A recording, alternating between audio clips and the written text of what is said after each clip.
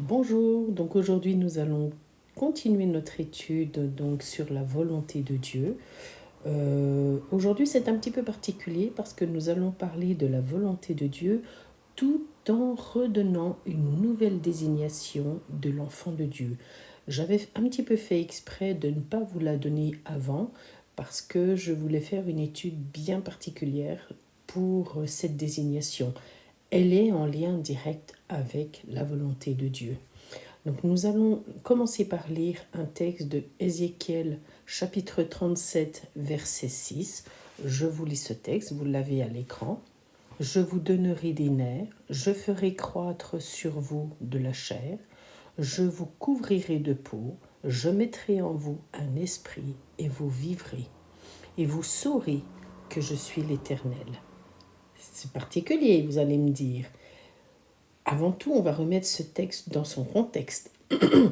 Ézéchiel, Dieu l'a ravi en esprit et lui a montré tout un champ d'ossements. Il y en avait énormément. Et il explique à Ézéchiel qu'il doit prophétiser sur ce champ d'ossements pour que ces ossements redeviennent vivants.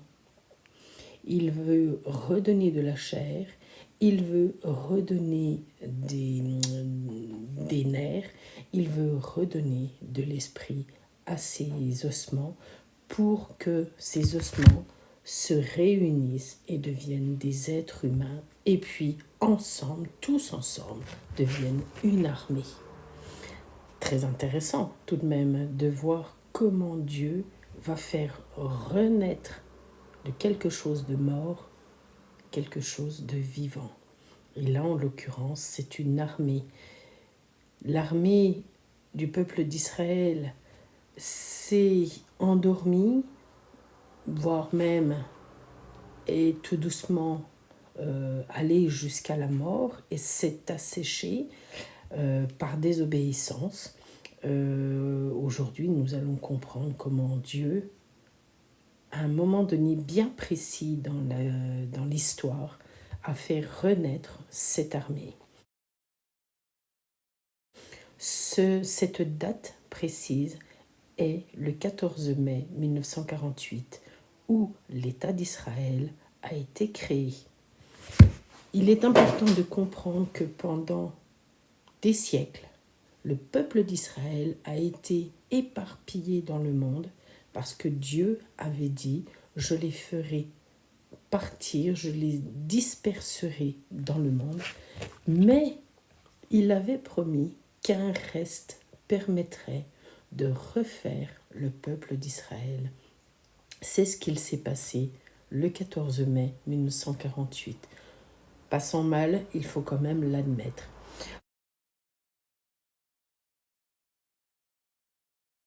Ce texte, nous allons l'étudier un petit peu en profondeur en regardant quelques mots pour essayer d'aller un petit peu plus loin, pour approfondir un peu plus ce texte. Tout d'abord, il dit « Je vous donnerai des nerfs ». C'est le mot « gid » en hébreu.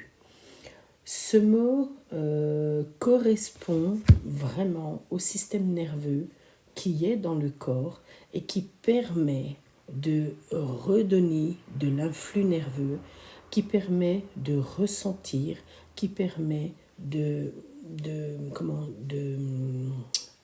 percevoir ce qu'il se passe à l'extérieur pour pouvoir avoir des émotions, des réactions au niveau du corps. L'Éternel permet à cette armée de pouvoir recevoir des informations et donc de pouvoir réagir à cette information. Nous allons un petit peu plus loin et nous voyons le mot « chair ». Le mot « chair » correspond totalement aux muscles, aux tissus du corps, donc les différents tissus qu'il existe dans le corps. Bien sûr, il n'y a pas que les muscles. Là, nous voyons que Dieu donne de l'influx nerveux. Cet influx nerveux va permettre aux tissus du corps de réagir, parce que sans le système nerveux, les muscles sont tout moumou, nous le savons. Il y a malheureusement des maladies sur cette terre qui nous font comprendre cela, notamment la sclérose en plaques. Quand le système nerveux ne va plus, eh bien le corps a beau être musclé, il a du mal quand même à fonctionner. Et là, l'Éternel dit, je vais redonner un système nerveux et je vais permettre à ce système nerveux d'actionner les muscles qui sont dans le corps, donc l'énergie, la force du corps. Nous continuons un petit peu plus loin et là, nous avons un mot particulier qui est le mot or. Dans ce texte, le mot or commence par un yaïn. Il signifie la peau, l'enveloppe du corps. C'est un homonyme d'un autre mot qui est également or, mais lui commence par un aleph. Et le mot or qui commence par aleph, lui signifie lumière. Normalement, ces deux mots devraient vous rappeler quelques histoires bibliques, notamment Adam et Ève, où Dieu avait donné à Adam et Ève un corps recouvert de lumière, donc or avec aleph. Quand il y a eu la chute, tout ceci a disparu et Dieu a donc dû recouvrir le corps d'Adam et Ève par une enveloppe qui est la peau, qui était beaucoup plus terne et qui n'agissait plus du tout de la même façon que l'enveloppe recouverte de lumière qui était la gloire de Dieu, qui était directement sur les êtres humains. Cette histoire reflète également les enfants de Dieu spirituels qui ont commencé avec la Pentecôte. Lorsque nous devenons enfants de Dieu, l'Esprit de Dieu rentre en nous et nous l'avons vu plusieurs fois. Notre esprit prend toute la place. L'Esprit de Dieu va donc prendre toute la place dans le corps et la lumière de Dieu va pouvoir jaillir de notre corps tout autour de nous.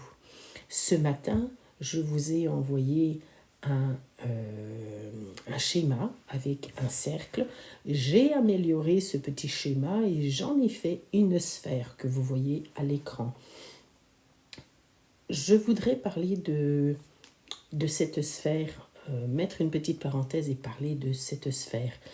Il est vrai que ce matin, j'ai décrété dans la prière, bien évidemment, comme l'Éternel nous demande de le faire, ça nous le reverrons en détail dans une autre étude.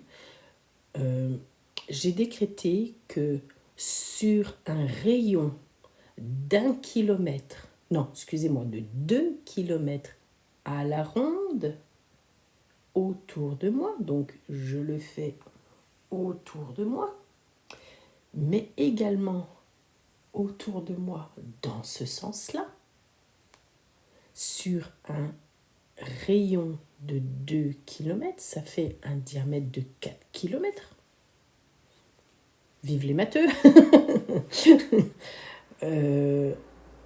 J'ai décrété que ce volume serait totalement à la gloire de l'Éternel, à l'Éternel, rempli de la gloire de l'Éternel, que en fait le Saint-Esprit n'allait pas être que dans mon corps, mais sur un volume de 4 km autour de moi, au-dessus, en bas, à votre droite et à votre gauche. C'est important. C'est important. Je fais une petite parenthèse avec cette étude pour que vous compreniez pourquoi j'ai décidé que ça faisait 2 km. Il faut faire référence à l'arche de l'Alliance. Souvenez-vous, dans les textes, il est écrit, donc c'est dans l'histoire de Moïse puis de Josué, il est écrit que autour de l'arche de l'Alliance, il y avait un périmètre, enfin un diamètre de 4 km où personne devait entrer à cause de l'arche de l'Alliance.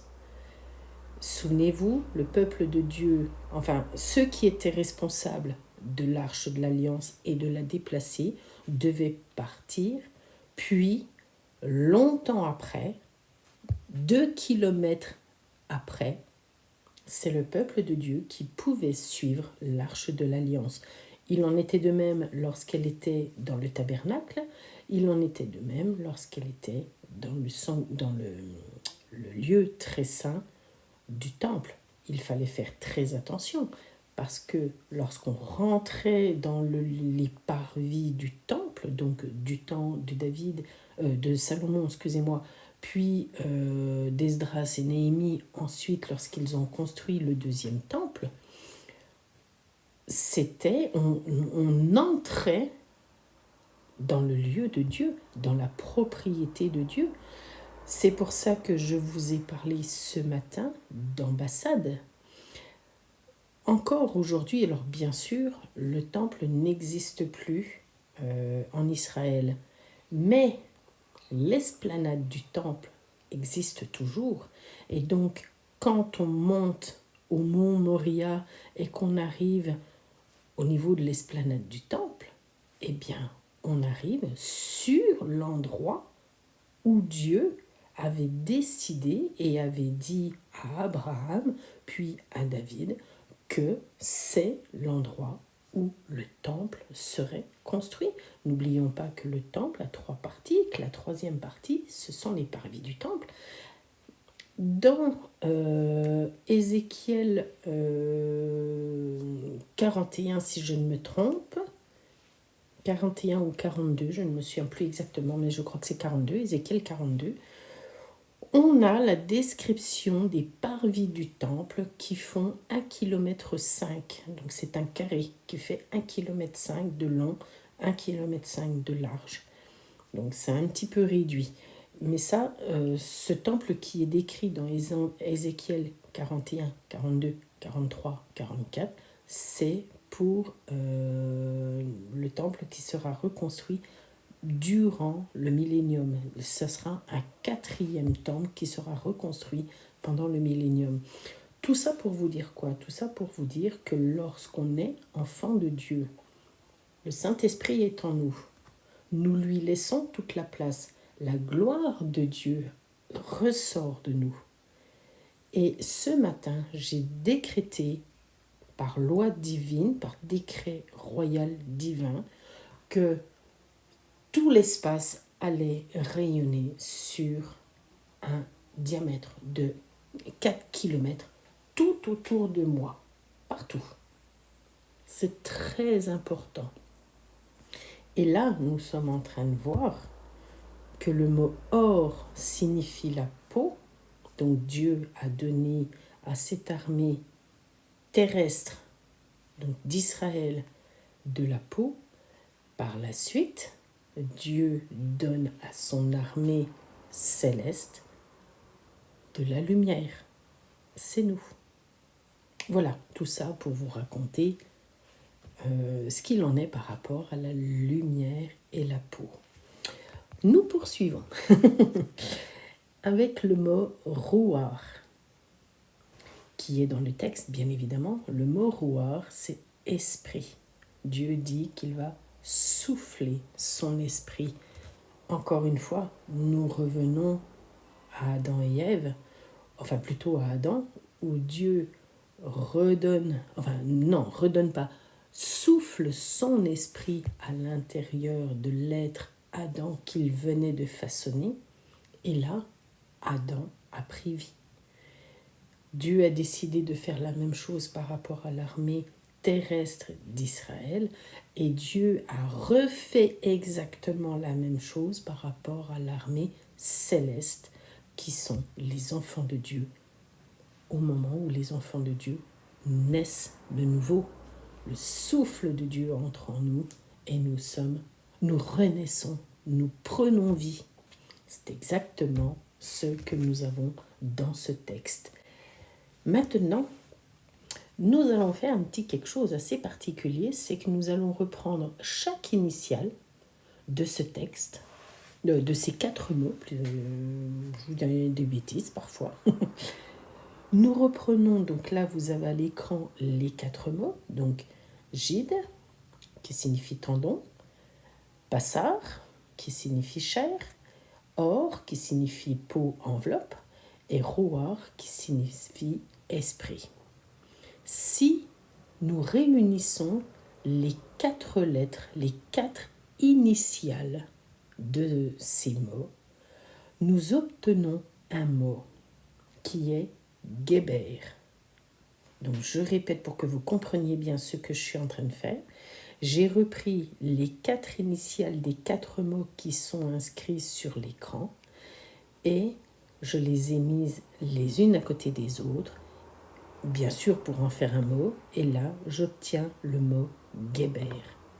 Que signifie ce mot? Et c'est là où Dieu est magnifique lorsqu'il a permis, souffler par son esprit la parole de Dieu, c'est que ce mot Geber signifie soldat. Donc en fait, Dieu montre une vision à Ézéchiel d'ossements.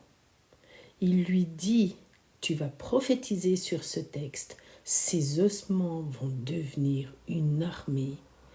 Et le mot, quand on réunit les 4 initiales, signifie soldat, soldat de Dieu. C'est encore une autre désignation que l'enfant de Dieu a. Dieu veut, c'est la volonté de Dieu, que nous fassions partie de son armée. Donc en tant qu'enfant de Dieu, nous devenons soldats de l'armée céleste. Dieu est Adonai Tsebao, qui signifie Dieu des armées. Voilà, c'est très très très beau. Moi je trouve ça magnifique ce que Dieu a fait. Et vraiment, c'est extraordinaire parce qu'en fait, il dit que lorsqu'il crée un soldat de Dieu, il lui donne de la force, il devient guerrier, il devient... c'est quelqu'un qui va être capable de lutter, c'est quelqu'un qui va être capable, qui aura la force de Dieu, et vraiment, on ne manque de rien. Et en plus, il nous donne, Éphésiens 6, toutes les armes spirituelles pour pouvoir lutter. Aussi vrai que Tsahal donne des armes et une armure, des habits et tout ce qu'il faut pour pouvoir lutter, et là nous sommes en plein dans le conflit, donc vous pouvez d'autant plus le comprendre. Comment Israël a donné à son armée Tsahal toutes les armes, tout ce qu'il faut pour pouvoir lutter contre le Hamas, contre le Hezbollah.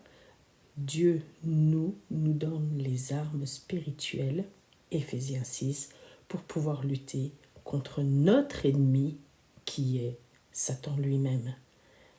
Eh bien voilà ce que je voulais vous dire par rapport à la volonté de Dieu et par rapport à ce texte où Dieu nous dit « Je veux que vous soyez mes soldats, que vous fassiez partie de mon armée céleste. » Encore une des volontés de Dieu. Nous allons poursuivre une prochaine fois avec d'autres volontés de Dieu pour nous. Et nous verrons, vous pourrez plutôt vérifier au plus profond de vous où vous en êtes, comment vous vous positionnez par rapport à tout ça. Je vous embrasse très fort, je vous dis à très bientôt. Que Dieu vous bénisse et que la force et la puissance de l'Éternel soient avec vous. Amen.